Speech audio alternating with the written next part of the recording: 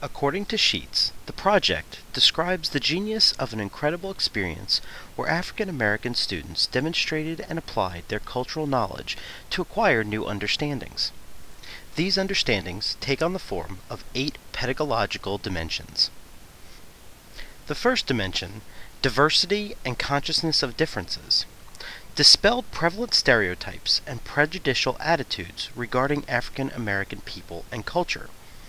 Students also shared values, attitudes, and behaviors which minimalized discriminatory behaviors.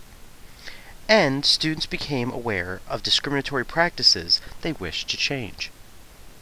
The second pedagogical dimension dealt with identity and ethnic identity development, in which African American students experienced a collective ethnic encounter shown by a majority appreciation, respect, and validation of their emotional, social, creative, and cognitive needs. Dimension number 3 deals with social interaction and interpersonal relationships. This particular classroom experience allowed students to self-motivate and self-govern their interactions, allowing students to change the traditional student-teacher roles. In Dimension 4, culturally safe classroom context and self-regulated learning, this showed an overall mood honoring student entitlement and respect. This required high levels of social and academic competence, which enabled students to show self-control, share space, develop skills, and encourage willingness. The fifth pedagogical dimension explores language and language learning. Since students thrive in settings that support the language of the home, students were given range to use their family language to enhance the experience of their cultural backgrounds. Dimension 6 examines culturally inclusive content and knowledge acquisition.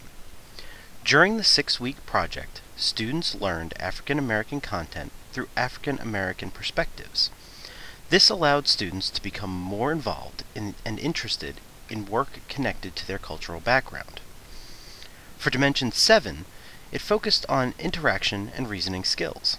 Students were encouraged to use higher-order thinking skills in different modalities to better integrate information.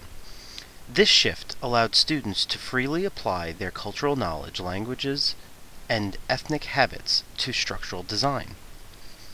Finally, Dimension 8 looked at student assessment and self-evaluation. Students were evaluated on a point system that included attendance, participation, respect, and assignment completion. However, students were also involved in determining the categories, point worth, and peer evaluation. This level of involvement in the assessment process led more self-motivation and self-pride, indicated by the students' high standards and success rate. So now that you've heard how these dimensions impact student learning, think of how these shifts might be used to better encourage student learning in your own classroom.